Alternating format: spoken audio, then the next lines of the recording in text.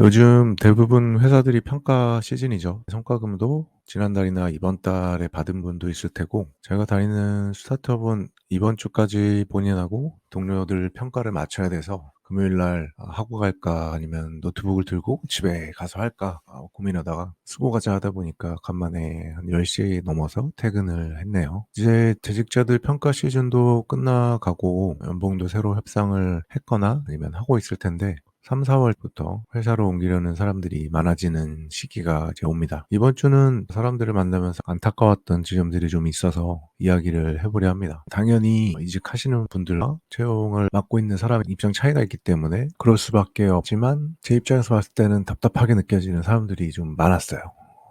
이런 이야기를 굳이 하는 이유는 이분들의 관점을 조금 바꾸거나 시도를 해보면 더 좋은 선택을 할 수 있을 텐데 하는 순전히 안타까운 마음이 들어섭니다. 이런 분들을 보면 한 곳에 오래 다녔거나 이직을 끽해야 한두 번 해본 분들이 많더라고요. 이직할 때 답답한 사람들 세 가지인데 첫 번째는 간만 보는 사람들입니다. 채용 절차가 어떻게 되냐, 무슨 일을 하냐, 회사 비즈니스 모델이 뭐냐 등등 꼼꼼히 물어보는데 고민이 굉장히 많습니다. 그런데 이 고민이 이 회사를 지원할까 저 회사를 지원할까 하는 거면 이해가 가는데 이 회사가 나쁘진 않은데 지원할까 말까를 엄청나게 고민합니다. 가만히 이야기를 들으면 지금 회사에 계속 있자니 미래가 막막하고 그렇다고 옮기자니 망설여지고 본인 결심이 서지 않아서 시작을 못하는 거죠. 시동 거는 게 어려운 거고 또 결심을 하더라도 시작했다가 떨어지면 쪽팔리고 창피하고 그럴 거면 아예 시작을 하고 싶지 않다라는 분들도 많습니다. 준비를 더 하고 해야겠다라는 건데 이직하는데 실전보다 더 좋은 준비가 어디 있을까요? 책을 보고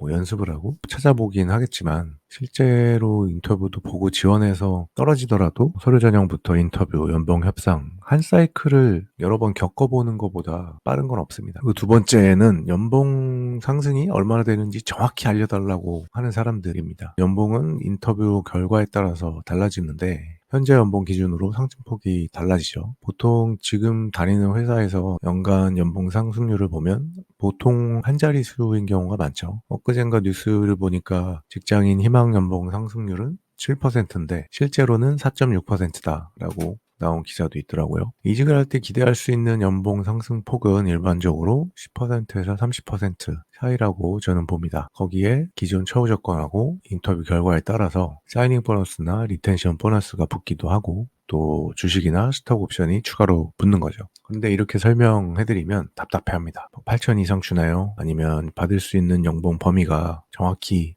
얼마에서 얼마인가요? 주식은 정확히 몇 주를 받나요? 이런 식으로 체근을 하는 거죠. 근데 알려주고 싶어도 알려줄 수가 없습니다. 왜냐하면 인터뷰 결과가 어떻게 될지 모르는데 상승폭을 정할 수가 없죠. 반드시 잡아야 하는 사람이면 50%, 100%라도 주고 데리고 와야겠지만 적당한 선에서 채용하고 싶은 사람이라면 박하게 한 자릿수 상승도 제시할 수 있는 거죠. 작년 말인가 미국 뉴욕에서 채용 공고를 낼 때 급여 공개법이라고 최저, 최고 임금 구간을 구체적으로 제시하게 법이 시행됐더라고요. 막연하게 적으면 벌금을 부과한다고 하는데 국내에도 언젠가는 도입이 되지 않을까요? 지원하고 싶은데 얼마 받을지 궁금하면 지원하고 나서 오퍼를 받아보고 고민하셔도 되지 않을까요? 이직 준비 중이면 인터뷰도 여러 차례 봐야 내 실력도 잘 발휘할 수 있고 순발력이나 임기응변도 보여줄 수 있는 여유가 생기지 꼭 스나이퍼처럼 나는 꼭 가고 싶은 곳만 지원한다 라는 주의라면 험난한 이직 과정이 예상됩니다. 그리고 마지막 세 번째는 꼬치꼬치 드시는 게 고작 복지인 사람들입니다. 요즘 웬만한 회사들 복지는 상향 평준화가 돼 있어가지고 그렇게 큰 차이가 없습니다. 일부 있다고 하면 뭐 어린이집이나 본인 말고 가족이나 양가 부모님 의료비 지원, 주차비, 통신비 등록금 지원 등등이 있을 텐데 이야기를 하다 보면 이분이 이직을 하는 이유 중에 최고 순위가 복지가 되더라고요. 뭐 예를 들면 삼성전자 출신 분들은 우리는 삼시세끼 밥이 나오고 또 가전제품 사는 지원비도 연 몇백만 원씩 나오고 캐리비안 베이 티켓도 나오고 이런 것들 저런 것들 끌어모아서 연봉으로 보전해달라 이런 분도 여러 봤는데 이런 이유로 연봉을 올려달라고 하면 승인이 잘 날까요? 모양새가 빠지지 않나요? 차라리 연봉 협상 과정에서 이런 복지 차이가 있으니 연봉을 제시하는 회사를 선택하는 걸 추천합니다. 세 가지 케이스 이야기를 드렸는데 제가 하고 싶은 이야기가 결국엔 하나 같습니다. 이직할 거면 지원할까 말까 고민하기보다는 일단 저질러서 시작하고 나중에 고민하는 게 본인에게 더 도움이 된다.